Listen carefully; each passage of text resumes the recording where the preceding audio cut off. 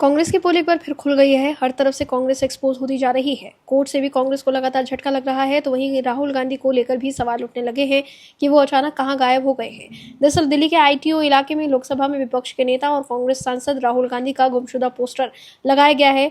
Poster में राहुल गांधी की तस्वीर के साथ बड़े अक्षरों में गुमशुदा लिखा हुआ है, जिसने राजनीतिक हलकों में चर्चा तेज कर दी है। ये घटना सोशल मीडिया पर तेजी से वायरल हो रही है। वहीं राहुल गांधी की गुमशुदगी वाले पोस्टर को लेकर शुरू हुआ राजनीतिक विवाद अब और तेज हो गया है। बीजेपी प्रवक्ता प्रदीप भंडारी ने राहुल गांधी के कथित विदेश वेकेशन को लेकर सवाल उठाया और कहा कि देश की जनता जानना चाहती है कि राहुल गांधी कहां है और उनका कार्यक्रम क्या है। इस पर कांग्रेस की तरफ से नया जवाब सामने आया है। उत्तर प्रदेश के लिए नई जिम्मेदारी संभाल रहे राजेंद्र पाल गौतम ने बीजेपी के आरोपों पर पलटवार करते हुए कहा कि सवाल राहुल गांधी पर नहीं बल्कि सरकार के कामकाज पर होना चाहिए। वहीं अब बताते हैं आपको कि कैसे कांग्रेस की पोल खुल गई है। दर्शकों, राहुल गांधी और कांग्रेस के नेता हर वक्त आरएसएस से चिढ़े रहते हैं। वो जानते हैं कि आरएसएस की ताकत क्या है। आरएसएस द्वारा जमीन पर लोगों के लिए किए जाने वाले कार्यों की वजह से बीजेपी को फायदा होता है। यही वजह है कि कांग्रेस के लोग आरएसएस को टारगेट करते हैं। लेकिन कर्नाटक की राजधानी बेंगलुरु की एक अदालत ने आरएसएस के खिलाफ मानहानि और आपत्तिजनक टिप्पणियों के मामले में राज्य सरकार के मंत्री प्रियांक खड़गे और यूथ कांग्रेस के नेता मोहम्मद हारिस नलपाड़ के खिलाफ संज्ञान लिया है। अदालत ने दोनों के 21 जुलाई 2026 को व्यक्तिगत रूप से पेश होने के लिए समन जारी किया है। ये निजी शिकायत बेंगलुरु के सिद्धपुरा निवासी और आरएसएस कार्यकर्ता ए तेजस ने दर्ज कराई थी। शिकायत के मुताबिक प्रियांक खड़गे ने 14 अगस्त 2025 को अपने सोशल मीडिया प्लेटफॉर्म एक्स पर आरएसएस और उसके सदस्यों के खिलाफ कथित तौर पर अपमानजनक पोस्ट साझा की थी। वहीं मोहम्मद हरीश नलपाड़ पर आरोप है कि उन्होंने एक यूट्यूब चैनल को दिए इंटरव्यू में आरएसएस के खिलाफ मानहानिकारक बयान दिए, जिससे संगठन की छवि को नुकसान पहुंचा।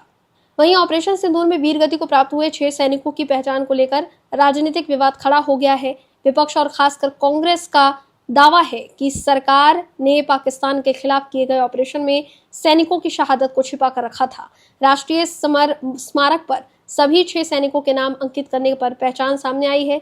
ऐसे में सरकार ने आधिकारिक बयान जारी कर विवाद पर स्पष्टीकरण देते हुए कहा है कि सभी 6 और सैनिक राष्ट्र के नायक हैं और उनका साहस, कर्तव्यनिष्ठा और सर्वोच्च बलिदान आने वाली पीढ़ियों को सदैव प्रेरित करता रहेगा।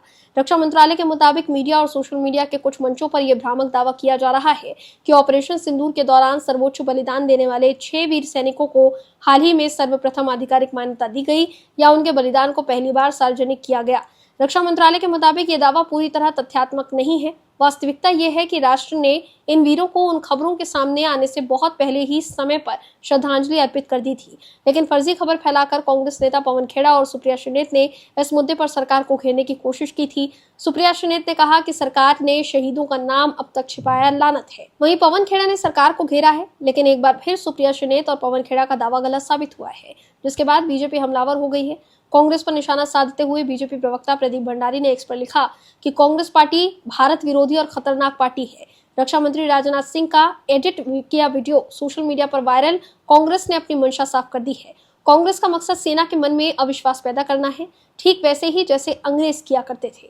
रक्षा मंत्री का जो वीडियो कांग्रेस ने पोस्ट किया वो राहुल गांधी और दुश्मनों के उस झूठे प्रोपेगेंडा को खारिज करने के संदर्भ में था, जिसमें कहा गया था कि भारत के कितने जहाज गिरे। रक्षा मंत्रालय द्वारा राफेल जेट के रखरखाव का आदेश जारी करने से कांग्रेस पार्टी का भारत विरोधी और दुर्भावनापूर्ण अभियान और भी बेनकाब हो गया। सबक सीखने के बजाय कांग्रेस अपने इस दुर्भावनापूर्ण अभियान में एक कदम और आगे बढ़ा गई। इससे ये सवाल उठता है कि कांग्रेस हमेशा भारत के हितों की बजाय दुश्मनों के हितों को क्यों चुनती है। प्रदीप भंडारी ने आगे लिखा कि अगर कोई कांग्रेस के इतिहास पर नजर डाले तो किसी को हैरानी नहीं होगी। 26/11 मुंबई आतंकी हमले के बाद पाकिस्तान पर हमला न करने से लेकर डोकलाम और ऑपरेशन सिंदूर के दौरान दुश्मन का साथ देने तक कांग्रेस गर्व के साथ भारत विरोधी और सेना विरोधी रही है। प्रधानमंत्री नरेंद्र मोदी ने बिल्कुल सही कहा कि कांग्रेस माओवादी कांग्रेस है। तो देखा आपने कैसे सुप्रिया श्रीनेत और पवन खेड़ा द्वारा फर्जी खबर फैलाए जाने की वजह से कांग्रेस बैकफुट पर आ गई है। Bureau report, OMH news. आप दर्शकों से विनम्र निवेदन है कि चैनल को सब्सक्राइब जरूर करें